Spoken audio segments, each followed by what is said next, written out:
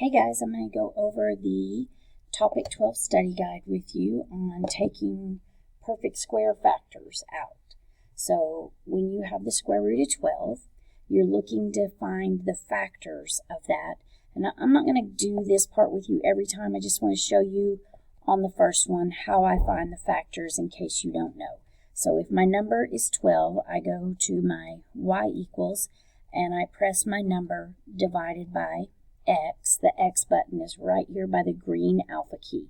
So under my y equals, I have whatever's under the square root divided by X. And then I want to look at the table. So I'm going to press second graph. And this shows me that the factors, and I'm ignoring the decimals, remember that part. So my factors are 1 times 12, 2 times 6, 3 times 4. And then you can see it starts repeating just in the opposite direction, 4, 3, 6, 2, and so on. So when it starts repeating, don't worry about going any further. That's how you know to stop. So I'm looking on my list of perfect squares to see which of those make an appearance. So on my 1 times 12, 1 is not on this list, and neither is 12. So my next one was 2 and 6. 2 is not a perfect square and neither is 6.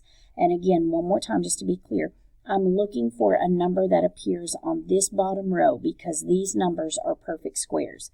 And I'm pretty sure you guys already know that the factor pair I want to use is 3 and 4 because 4 is a perfect square.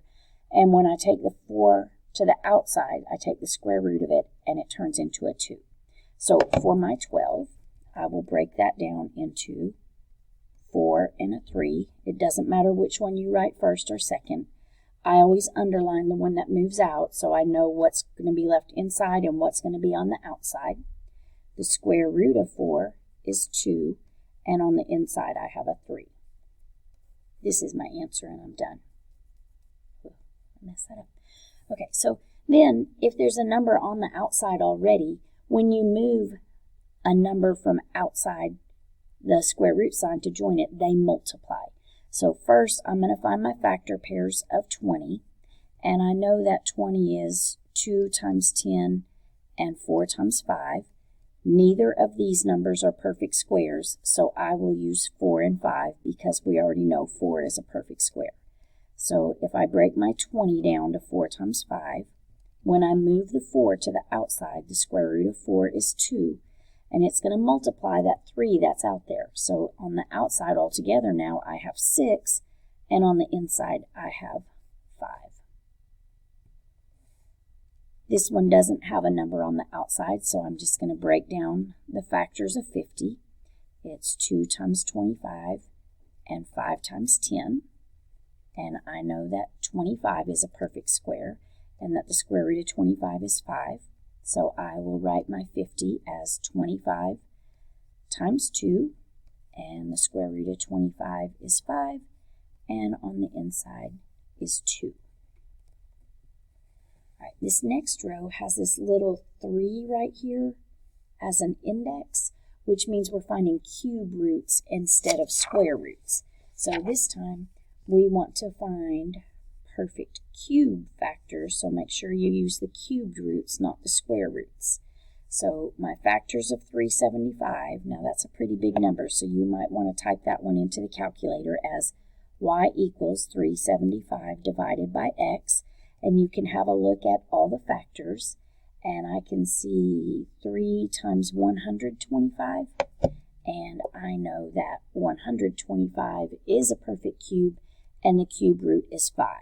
So I'm going to break the 375 down into 125 and 3, knowing that the cubed root of 125 will move out and turn into a 5 on the cubed root of 3. Remember, on a cubed root, it's okay to have a negative because since it's multiplying by itself 3 times, then it's okay to have a negative because a negative times a negative, that would make a positive, but times a negative again makes it negative. So I need to know factor pairs for 54, and I know that 54 is 27 times 2, so I'll write this as negative 27 times 2. When you have a negative inside the cubed root sign, When you bring the perfect cube out, bring that negative with it. Don't leave it on the inside. So the cubed root of 27 is 3, but since mine's negative 27, the cubed root is negative 3 on the cubed root of 2. All right, and one more cube root, this time the cubed root of 24. So I know that 24 can break down into 8 times 3. And I know that 8 is a perfect cube and has a cubed root of 2. So when this 8 moves to the outside, it will make 2 on the cubed root of 3. So in this next part, we add letters under the radical signs. And if a letter has an even power, it just moves to the outside and cuts in half, because x to the third times x to the third makes x to the sixth. So an even exponent is a perfect square. Now this 24 will work just like we did these, where we're finding the perfect square factors. And we're back to square roots because I don't have that little index of 3 here like I had on the ones above. All right, so 24 breaks down to 2 times 12 and 4 times 6. Oh, I'm sorry, I skipped one, and 3 times 8. So out of all 6 of these numbers, the only perfect square I see is 4. So for my 24, I'll break that down into a 4 and a 6. And my x has an even exponent, so I'm going to leave that alone, and I'm going to underline it because I know it's going to move outside and cut in half. So the square root of 4 is 2. The square root of x to the 6 is x to the third. On the inside, I still have this 6, and this is my number, my answer. So on this one, same thing, except this time the exponent is odd. So for my 18, I'll break that down into 2 and 9, or 3 and 6, which I will choose 2 and 9 because 9 is a perfect square. So 9 times 2, and I'm underlining the 9 because that's the perfect square that will move out. When your exponent is odd, always just take 1 away from it. They have to move out in pairs. So if it's odd, you're always going to have that one little leftover one that stays inside. But these 4 evens will move out and cut in half. So the square root of 9 is 3.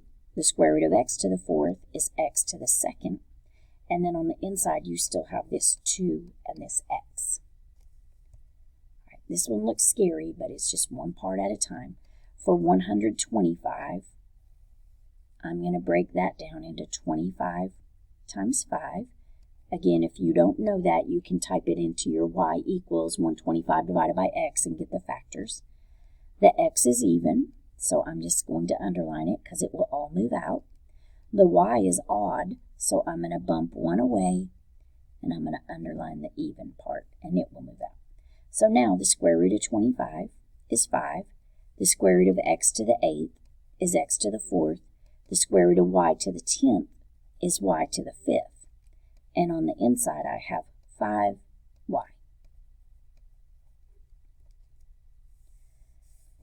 Okay, now these fraction ones. These fraction ones are just a little bit confusing to us, but there are 3 different types of problems that have square roots in the bottom. So the first type is the type where the bottom's already a perfect square.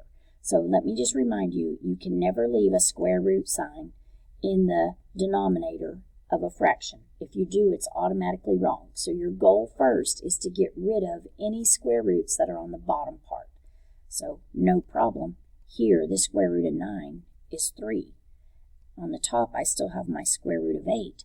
So I've gotten rid of the square root sign on the bottom. But now I need to see if this 8 breaks down, which it does. You guys know 8 is 4 times 2. Don't forget about that 3 on the bottom. When this moves out, it's a 2 with this 2 on the inside, and on the bottom you have a 3. Now, if these 2 reduced, I would reduce them, but they don't share any common factors, so I'm not reducing them.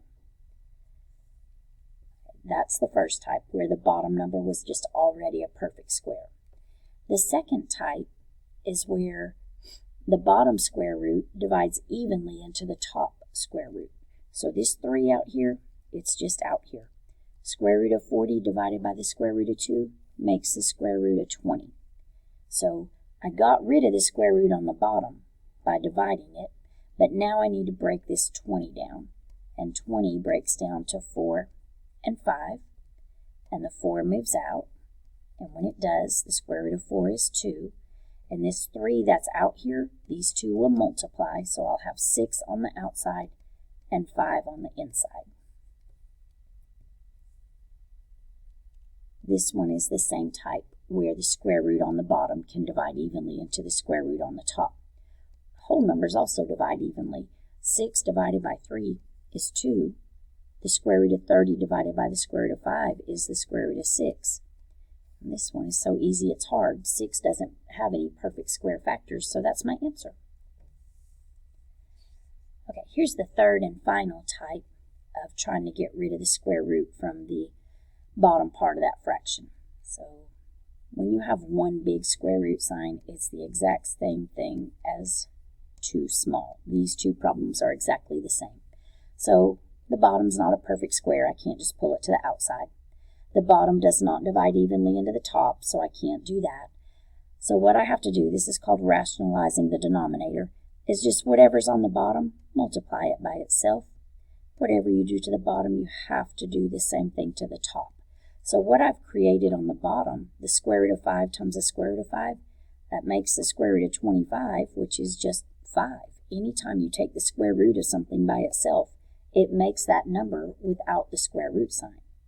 But now on the top, this is not a square root times itself, so this will still be under the square root. It'll be the square root of 40. Now don't reduce these and make that an 8. This one is under a square root sign. This is not. You cannot reduce these at all. But you can break that 40 down. 40 breaks down to 4 times 10. And when you move that 4 to the outside, it turns into 2 with a 10 on the inside and a 5 on the bottom. And that's my final answer. All right, one more like that.